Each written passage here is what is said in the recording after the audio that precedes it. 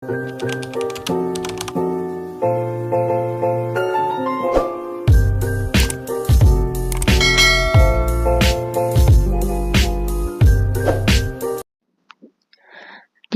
Mafia Tampan bab 101.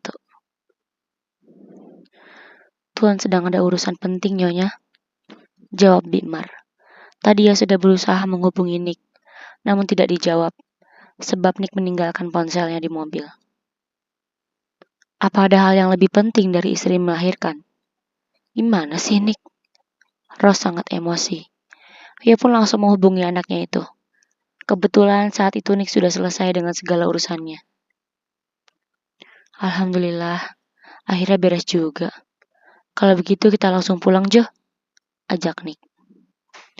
Baik, bos, sahut Jo. Mereka sedang berjalan menuju mobil. Kebetulan mereka membawa mobil masing-masing. Ketika Nick baru masuk ke mobilnya, ia mendengar ponselnya berdering. Tumben mama nelpon jam segini, gumam Nick. Ia pun langsung menjawabnya. Telepon terhubung. Kamu itu di mana sih? Istri mau melahirkan malah keluyuran, teriak Rose. Dek. Jantung Nick terasa hampir lepas. Ia pun langsung memutus sambungan teleponnya dan bergegas menuju ke rumah sakit. Jo, istriku mau melahirkan, ucapnya. Lalu ia langsung tancap gas dengan kecepatan penuh. Brum. Mobil Nick pun melaju secepat kilat, seperti sedang balapan di sirkuit. Ya Allah, selamatkan istri dan anakku, gumam Nick. Perang melawan mafia dengan berbagai senjata yang bisa saja mengancam jiwanya masih bisa Nick hadapi dengan tenang. Namun kali ini ia langsung terlihat pucat dan panik. Beberapa saat kemudian Nick sudah tiba di depan lobi rumah sakit. Ia pun langsung turun dan meninggalkan mobil mewahnya begitu saja dengan kondisi pintu yang terbuka. Pak, mobilnya, ucap satpam yang berjaga di sana. Ia bingung karena Nick meninggalkan mobilnya begitu saja. Sementara itu Nick terus berlari mencari keberadaan istrinya. Sebelumnya ia sudah diberitahu di mana posisi ruang bersalin di rumah sakit itu, sehingga ia langsung berlari ke arah sana. Sementara itu Ima sedang berjuang di ruang bersalin. Ia ditemani oleh Rose karena Nick belum sampai. Sudah beberapa kali berusaha tetapi Ima seolah tak memiliki tenaga. Ia terlihat begitu lemas, sebab saat ini hatinya tidak tenang memikirkan nasib suaminya. Sayang, Mama yakin kamu pasti bisa. Semangat ya nak. Jangan khawatir, Nick sedang menuju ke sini, ucap Rose sambil mengusap kepala Ima.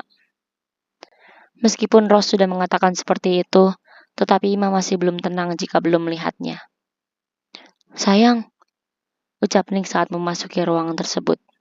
Napasnya pun tersengal-sengal karena berlari. Mendengar suara Nick, Ima langsung menoleh ke arahnya. Ia seolah mendapat energi ketika melihat suaminya itu. Mas, lirih Ima. Rose pun langsung menyingkir. Nick, kamu dari mana saja sih? Sudah tahu istrinya mau melahirkan, malah sibuk pergi. Rose memarahi Nick yang sedang berlari ke arahnya. Sayang, maaf, ucap Nick. Ia tidak menggubris Rose. Nick langsung mendekat ke arah Ima. Mas, lirih Ima lagi sambil menatap suaminya. Kamu pasti bisa, bismillah, ucap Nick. Kemudian ia mengecup kening Ima. Ima pun mengangguk. Hatinya sudah sangat tenang, sehingga ia bisa fokus ke proses melahirkan bayinya. Ayo Bu, kita coba sekali lagi ya. Kalau masih belum bisa juga, terpaksa harus operasi, ucap dokter yang sejak tadi membantu Ima. Nick menggenggam tangan Ima dan mengusap kepalanya. Ima mengikuti aturan arahan dokter.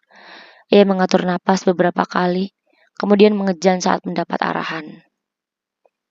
Genggaman tangannya begitu erat saat sedang mengejan. Nick dapat merasakan hal itu.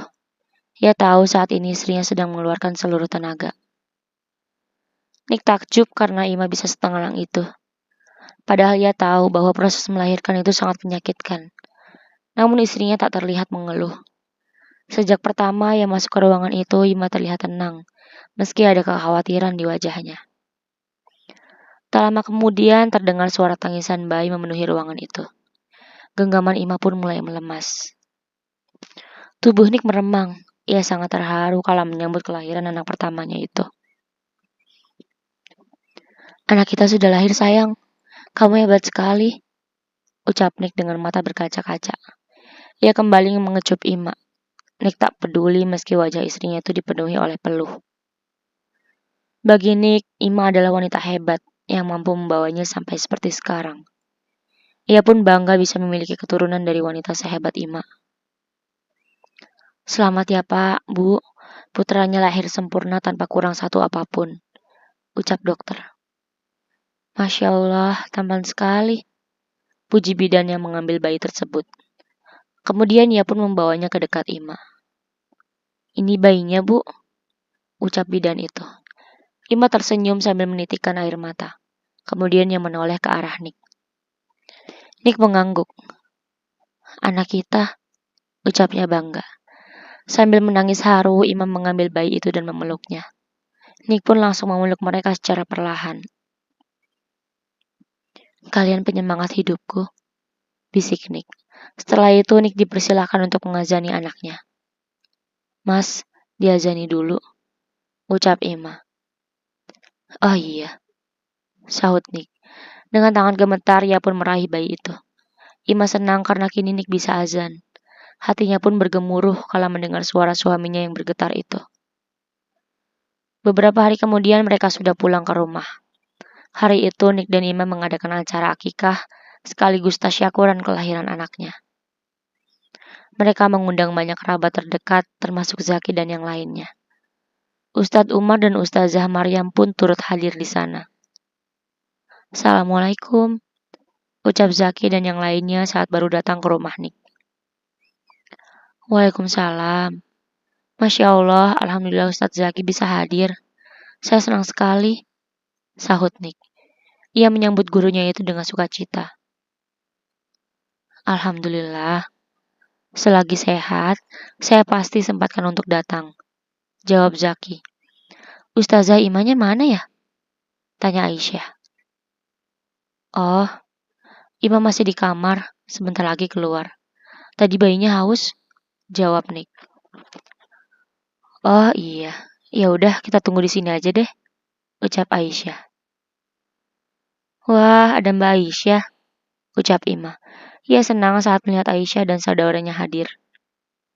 Masya Allah, ini busuinya cantik sekali, kayak nggak habis melahirkan, puji Aisyah. Alhamdulillah, berkat dukungan suami, aku jadi happy, sahut Ima. Betul banget, memang semuanya tergantung suami ya. Kalau suaminya kurang pengertian, kita juga jadi bad mood dan kusut. Hehe, timpal Aisyah. Yah, malah curhat. Gumam Salman sambil geleng-geleng kepala. Lebih baik kita duduk dulu yuk, sebentar lagi acaranya dimulai. Ajak Nick. Sesuai harapan, acara tersebut diisi oleh Zaki, sehingga mereka bisa mendengarkan lantunan ayat suci yang merdu. Wajah pasangan itu terlihat sangat bahagia. Setelah berbagai rintangan yang mereka hadapi, akhirnya kini mereka bisa memiliki keluarga yang utuh dengan kehadiran seorang jagoan. Nick pun menjadi pimpinan utama grup perusahaan milik papihnya. Meski sibuk, ia selalu meluangkan waktu untuk anak dan istrinya itu. Setahun kemudian, Nick, Ima, dan anaknya pergi berlibur. Saat itu anak mereka sudah mulai tumbuh menjadi batita yang tampan. Sayang, Zi sudah bangun? Tanya Nick saat melihat Ima keluar kamar. Nama anak mereka adalah Barra Zia Alexander, artinya berkah Tuhan yang bijaksana. Alexander sendiri merupakan nama belakang Nick. Kala itu mereka tengah berada di sebuah villa. Lokasinya ada di pegunungan dengan pemandangan yang indah. Nick sedang menikmati secangkir kopi sambil menikmati pemandangan dari balkon. Belum mas, baru aja selesai Nen, jawab Ima. Ia tiba-tiba duduk di pangkuan Nick. Nick memicingkan matanya. Tumben? Tanyanya senang. Ya udah kalau nggak boleh, aku duduk di kursi aja, ucap Ima sambil pura-pura hendak berdiri. Jangan dong, di sini lebih nyaman, ucap Nick. Ia menahan Ima dan memeluknya. Udara dingin di sana memang sangat cocok untuk berpelukan. Mas, aku punya hadiah buat kamu, ucap Ima. Apa? Tanya Nick. Ini, buka sendiri. Ima memberikan sebuah kotak kecil pada suaminya. Nick pun tersenyum. Perasaan ulang tahun aku masih lama, tapi kok udah dikasih hadiah? Tanya Nick. Ia jadi sangat penasaran apa isi di kotak itu. Iya juga ya. Kalau begitu nanti aja deh kasihnya pas kamu ulang tahun, ledek Ima. Ia mengambil kembali kotak itu. Jangan dong. Aku mau tahu isinya apa, sahut Nick. Ia mengambil kembali kotak itu dan langsung membukanya. Dek, Nick sangat tahu apa yang ia lihat. Ia jadi teringat dengan momen yang telah lalu. Sayang, ini, tanya Nick dengan mata berkaca-kaca. Ima mengganggukan kepala. Sahutnya. Zima punya adik? Tanya Nick lagi. Iya mas, alhamdulillah calon anak kedua kita sudah ada di sini. Sahut Ima sambil mengusap perutnya. Masya Allah, alhamdulillah. Nick sulit berkata-kata. Ia sangat bahagia karena mendapat keturunan dari Ima lagi. Ya Allah, kamu memang sempurna. Aku sangat bangga, ucap Nick sambil memeluk Ima dan mengecupi perutnya. Ini berkat kerja keras kamu juga, mas. Ucap Ima sambil mengusap kepala Nick. Jadi gak sia-sia dong kita pergi bulan madu lagi. Sahut Nick sambil tersenyum genit. Ingat ya, trimester pertama harus mengurangi kegiatan itu dulu. Ima masih ingat apa pesan dokternya tempo hari. Mengurangi kan? Artinya masih boleh. Kalau begitu kita harus merayakannya. Mumpung Zi lagi tidur. Ucap Nick sambil menggendong Ima. Kamu nih selalu nyari kesempatan. Ucap Ima sambil berpegangan pada Nick. Kalau nggak begitu, aku nggak akan bisa jadi pengusaha sukses. Canda Nick. Iya, bukan cuma sukses di dunia perbisnisan, tapi sukses juga ngambil hati istri. Ledek Ima. Harus itu. Masalahnya istriku ini sangat berharga. Jadi kalau nggak pintar mempertahankannya, nanti bisa diambil orang. Makanya aku selalu kasih servis yang memuaskan. Sahut Nick genit. Mereka sudah terbawa suasana dan bersemangat untuk merayakan kehadiran calon buah hati mereka. Namun saat tiba di kamar, ternyata sudah ada pangeran kecil yang sedang mencari ibunya. Bia, ucap anak itu. Ia memanggil Ima Nick dengan sebutan Bia dan Api. Nick dan Ima pun saling menoleh. Sabar ya mas, ucap Ima. Kamu klonin lagi ya? Aku gak sabar kalau harus tunggu nanti malam. Pinta Nick memelas. Ia menurunkan Ima secara perlahan. Bia, main, ucap Z. Ima pun terkekeh.